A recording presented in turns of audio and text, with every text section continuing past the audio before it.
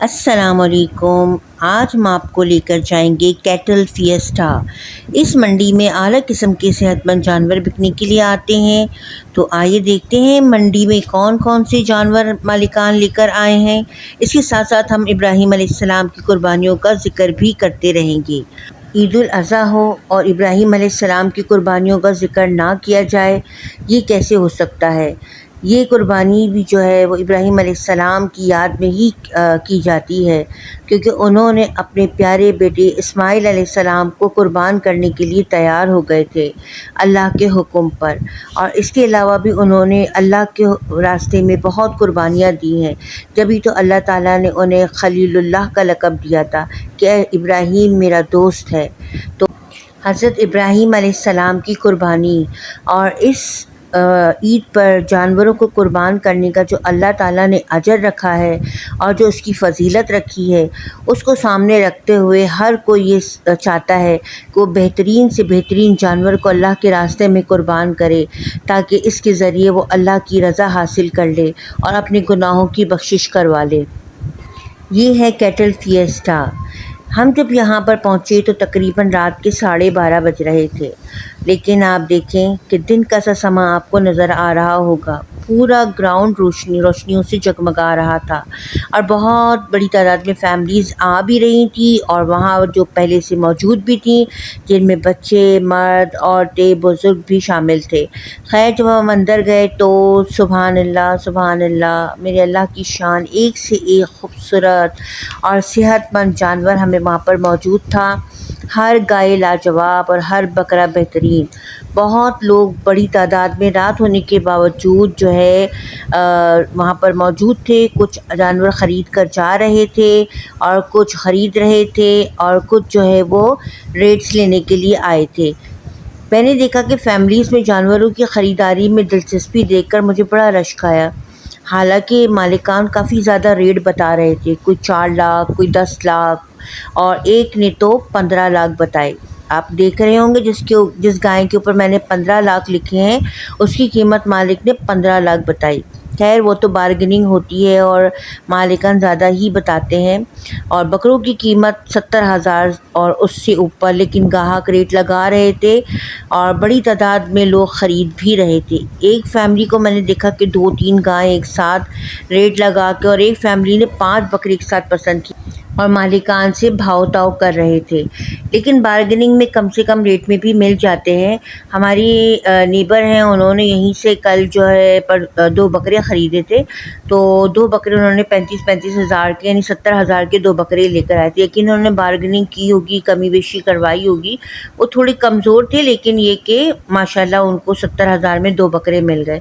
اچھا، لیکن اس مہنگائی کے دور میں سچ بتائیں تو اتنی خوشی سے، جوش و خروش سے لوگ جانوروں کی خریداری کر رہے تھے کہ ہر کوئی چاہ رہا تھا کہ میں اللہ کے راستے میں اچھا سے اچھا جانور قربان کروں۔ اور کیوں نہ ہو ہمارے دل میں یہ خواہش، آخر کو ہم نبی صلی اللہ علیہ وسلم کی امت ہیں اور حضرت ابراہیم علیہ السلام کو ماننے والے ہیں۔ ابراہیم علیہ السلام نے بھی تو دیکھے نا، پوری زندگی اللہ کے راستے میں کیسی کیسی قربانیاں دیں، جبھی تو اللہ تعالیٰ نے ابراہیم علیہ السلام کو اپنا دوست بنایا۔ ابراہیم علیہ السلام ایک بت تراش کے گھر میں پیدا ہوئے۔ ان کے والد آزر تھے جو بت بناتے تھے، اور بت بنا کر انہیں بیچا کرتے تھے، اور خود بھی اس کی عبادت کرتے تھے۔ ابراہیم علیہ السلام بڑے حیران ہوتے تھے کہ یہ بت جسے ہم اپنے ہاتھوں سے بناتے ہیں، وہ کیسے ہمارا رب ہو سکتا ہے، وہ کیسے ہماری دعاؤں کو قبول کر سکتا ہے، وہ کیسے اس کائنات کا بنانے والا ہو سکتا ہے۔ وہ جب اپنے والد کو سمجھاتے، ان کے والد بہت غصہ ہوتے اور ان پر ناراض ہوا کرتے تھے کہ ابراہیم ایسے خبردار جو تم نے ہمارے معبودوں کے بارے میں ایسی باتیں کہیں۔ اس کے علاوہ اس قوم کے لوگ جو ہے سورج کی پوجا بھی کرتے تھے، چاند کی پوجا کرتے تھے، ستاروں کی پوجا کرتے تھے، اور وقت کے بادشاہ کو رب مانتے تھے۔ اس وقت نمرود بادشاہ تھا۔ تو ابراہیم علیہ السلام ایک مرتبہ جو ہے آسمان کی طرف دیکھ رہے تھے، تو انہوں نے دیکھا کہ آسمان پر چھوٹے چھوٹے ستارے چمک رہے ہیں۔ انہوں نے کہا کہ ہاں شاید یہی ہمارا رب ہے۔ تھوڑی دیر کے بعد دیکھا تو چاند نکل آیا، تو انہوں نے کہا نہیں، یہ بڑا ہے، یہ ہوگا ہمارا رب۔ اس کے بعد جو ہے جب صبح ہونے لگی تو چاند جو ہے غائب ہونے ہوا اور سورج نکل آیا، تو انہوں نے سوچا کہ نہیں، یہ سورج بہت بڑا ہے، یہ ہوگا میرا رب جس نے پوری دنیا کو روشن کر دیا۔ لیکن جب شام ہوئی اور سورج بھی ڈوبنے لگا تو پھر انہوں نے سوچا، انہوں نے غور و فکر کیا، انہوں نے کہا کہ جو ڈوب جائے وہ رب تو نہیں ہو سکتا۔ پھر ان کی سمجھ میں یہ بات آئی کہ رب تو وہ ہے جو ستاروں کو نکال کے لایا، چاند کو جس نے نکالا، جس نے سورج کو نکالا اور غروب کیا، رب تو وہ ہے۔ پھر ایک مرتبہ جو ہے ان کی بستی والے گاؤں کے باہر کسی میلے میں، مذہبی میلے میں گئے تو ان کو موقع مل گیا۔ سب نے کہا ابراہیم ساتھ چلو، انہوں نے کہا طبیعت خراب ہے میری۔ ان کا کہنے کا مقصد یہ تھا کہ ان چیزوں سے میری طبیعت خراب ہے، یعنی بتوں کی پوجا وغیرہ سے۔ سب لوگ جو ہے گاؤں کے میلے میں چلے گئے، مذہبی میلے میں۔ ابراہیم علیہ السلام کو موقع مل گیا، وہ فوراً مندر میں، جہاں پر وہ لوگ بت خانہ تھا وہاں پر گئے اور کلہاڑی لے کر گئے اور تمام بتوں کو توڑ ڈالا، اور جو سب سے بڑا بت تھا اس کے کندھے پر جو ہے کلاڑا رکھ دیا اور آ کر جلدی سے بستر پر لیٹ گئے۔ جب شام کو سب بستی والے آئے اور جب اپنے بت خانے میں عبادت کے لیے گئے تو انہوں نے دیکھا کہ سارے بت ٹوٹے ہوئے پڑے، سمجھ گئے ابراہیم کا یہ کام ہو سکتا ہے، اور وہ آئے اور ابراہیم کو ڈانٹا اور پوچھا کہ کس نے کیا ہے۔ ابراہیم علیہ السلام نے کہا مجھ سے کیوں پوچھ رہے ہو، یہ اس سے پوچھو جس کے کندھے پر کلہاڑا ہے۔ اب وہ سب خاموش ہو گئے کیونکہ وہ جانتے ہیں کہ یہ بت تو نہیں بول سکتے، لیکن وہ ابراہیم علیہ السلام سے سب بہت ناراض ہو گئے۔ پھر ابراہیم علیہ السلام جو اپنے والد کو سمجھانے لگے تو ان کے والد نے کہا ابراہیم یا تو تم باز آ جاؤ یا میرے گھر سے نکل جاؤ۔ ابراہیم علیہ السلام کی سب سے پہلی قربانی یہ تھی کہ انہوں نے اللہ کی خاطر اپنے والدین کو چھوڑ دیا، اپنے گھر کو چھوڑ دیا، اپنے آرام کو، اپنی خوشیوں کو چھوڑ دیا، صرف اپنے رب کی خاطر۔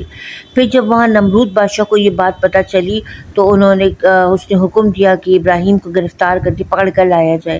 جب ابراہیم علیہ السلام سامنے آئے، ان کے موجود ہوئے تو نمرود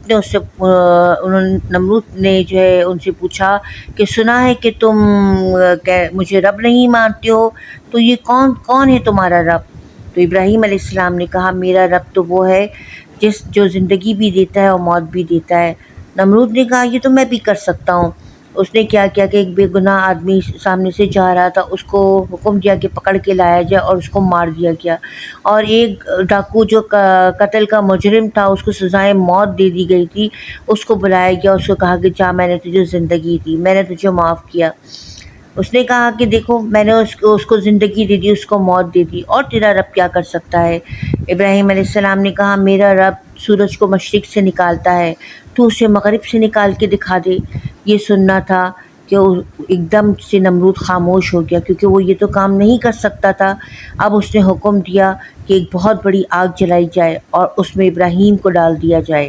اس نے ایک بہت بڑی آگ جلوائی اور لوگ اس میں نیکی سمجھ کر لکڑیاں لا کر ڈالنے لگے۔ ان کے والد نے خود جو ہے لکڑیاں لا کر ڈالی تاکہ ابراہیم علیہ السلام کو جلا دیا جائے۔ وہ اسے نیکی سمجھ رہے تھے کہ ان کے خداؤں کو برا بھلا کہنا گناہ کا کام تھا۔ خیر، دوسری قربانی ابراہیم علیہ السلام کی یہ تھی کہ اتنی بڑی آگ دیکھ کر وہ واپس اپنے دین پر پلٹ سکتے تھے، واپس شرک میں کر سکتے تھے، لیکن انہوں نے جان دینا گوارا کر لیا، اللہ کے راستے میں اپنی جان قربان کرنے کو راضی ہو گئے، لیکن شرک کرنا گوارا نہ کیا۔ اور انہوں نے آگ میں جب وہ ڈالے جا رہے تو انہوں نے اللہ کو پکارا، حسبنا اللہ و نعم الوکیل، ہمارے لیے اللہ ہی کافی ہے اور وہ بہت اچھا کام بنانے والے ہیں۔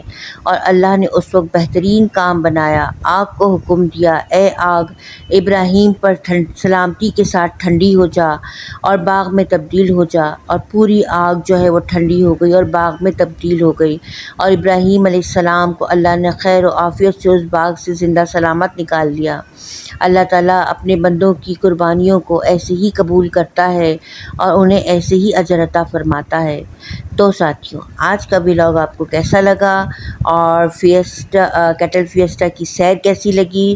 اچھا لگی ہو ویڈیو تو لائک کیجیے گا، شیئر کیجیے گا، اور ابھی اگر آپ چینل پہ نئے ہیں تو چینل کو سبسکرائب کیجیے گا۔ اگلی ویڈیو تک کے لیے السلام علیکم ورحمۃ اللہ وبرکاتہ۔